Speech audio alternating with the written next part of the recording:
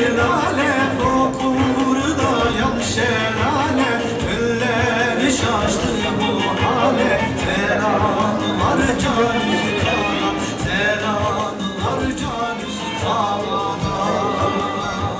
Artuk Üniversitesi Artuk İlahiyat Öğrencileri Topluluğu tarafından hazırlanan Mustadaflar Haftası çerçevesinde asrın müceddidi Bediüzzaman Said Nursi etkinliğine hoş geldiniz, sefalar getirdiniz. قُلْ لِلَّذ۪ينَ كَفَرُوا سَتُغْلَبُونَ وَتُحْشَرُونَ إِلَى جَهَنَّمَ وَبِئْسَ الْمِهَادُ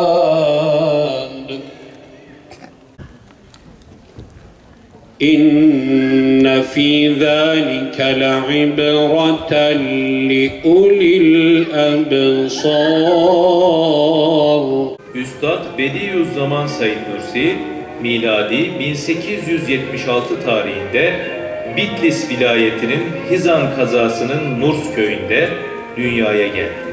Tahakkuk ettirmek için İstanbul'a geldi. İstediği neticeyi tam olarak Van'dan Şam'a geçti. Şam alimlerinin ısrarıyla Camiül Emevi'de içerisinde 100'e yakın alimin bulunduğu 10.000 civarındaki kalabalık bir cemaate eşsiz bir hutbe irad etti. Dolu iman, elinde vardı Kur'an, derdini İslam'dı her an, Üstad Bediüzzaman.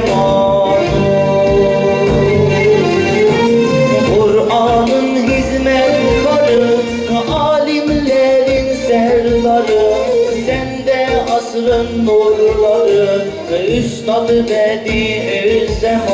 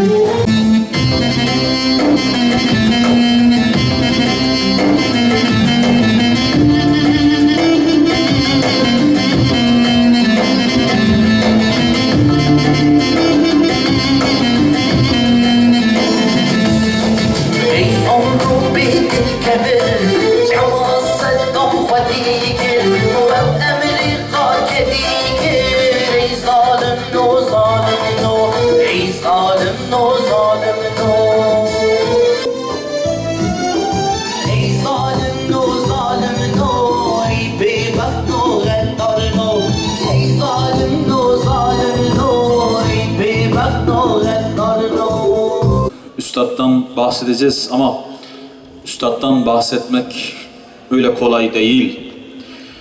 Çünkü Üstad'dan bahsettiğimiz zaman acıdan, kahırdan, sabırdan, zindandan, zehirlenmeden bahsetmiş olacağız.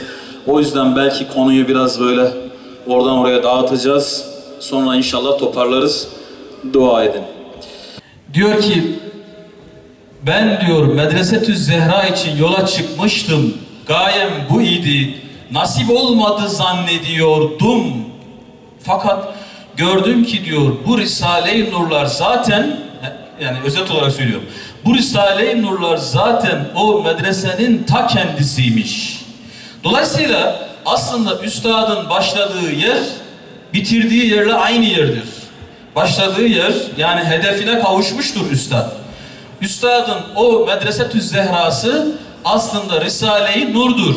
Risale-i Nur o medresenin ta kendisidir. O üniversitenin ta kendisidir.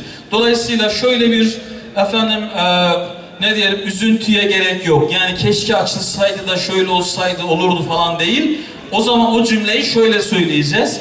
Eğer Risale-i Nurlar gereği gibi okunsaydı ve okutulsaydı bu bölgenin talihi, kaderi böyle olmayacaktı. Aslında az sonra söyleyeceğiz ama üstadın hayatını okurken siz aslında Kur'an-ı Kerim'in tefsirini okursunuz. Çünkü üstadın hayatı Hazreti İbrahim'i tefsir eder. Üstadın hayatı Hazreti Yakub'u, Hazreti Yusuf'u tefsir eder. Üstadın hayatı Hazreti Eyyub'u tefsir eder. Üstadın hayatı Ashab-ı Kehf'i tefsir eder.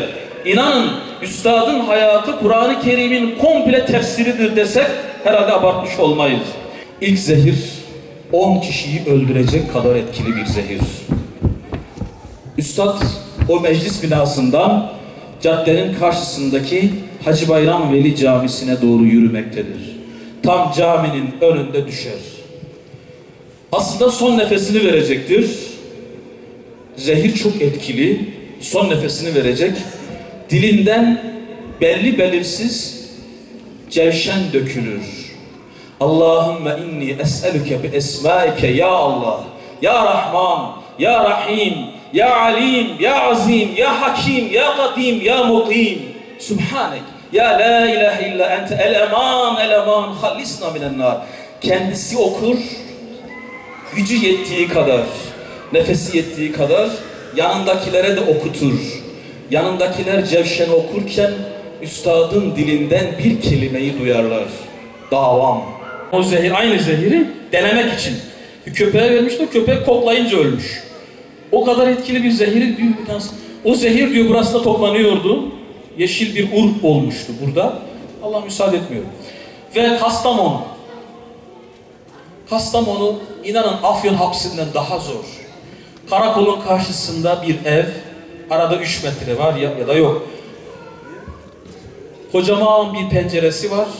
Karakoldan diyorlar ki biz seni bu pencereden gözleyeceğiz. Perde takmayacaksın. Perde takmayacaksın. Senin bütün hareketlerini biz karakolun penceresinden göreceğiz. O zaman kamera henüz yok. 8 yıl. Kimseyle görüşmeyeceksin. Görüşenler bizim iznimizle seninle görüşecek. Eğer üstadı anladıysak, üstad okuduysak biz imkansızlıktan filan bahsedemeyiz artık. Zaten üstadı okuyan bir kimse, Risale-i Nurlar okuyan bir kimse kesinlikle hizmetten geri duramaz. Kesinlikle yerinde oturamaz. Kesinlikle tembellik onun lügatında yoktur. Risale-i Nurlar okuyan bir kimse. Risale-i Nurlar okuyan bir kimse kesinlikle karamsar olamaz. Okuyun, deneyin, denemesi bedava. Karamsar olamaz. Mutlaka her durumda şunu söyleyecektir. Hudeheye kamtine. Allah kerim. Allah kerim diyecek. Mutlaka bunda da bir hayır var.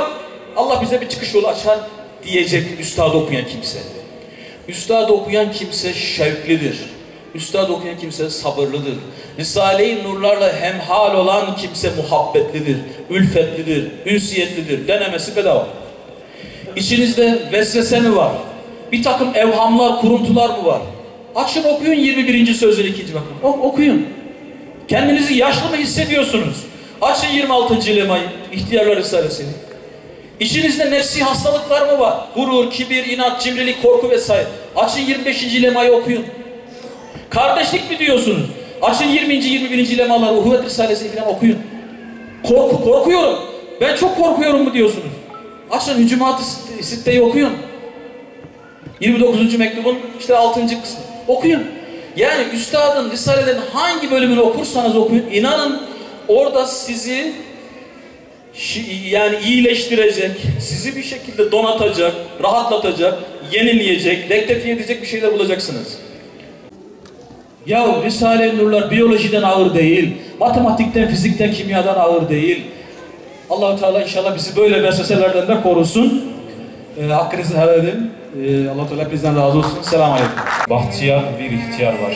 Etrafı 8 yaşından 80 yaşına kadar bütün nesiller tarafından sarılmış.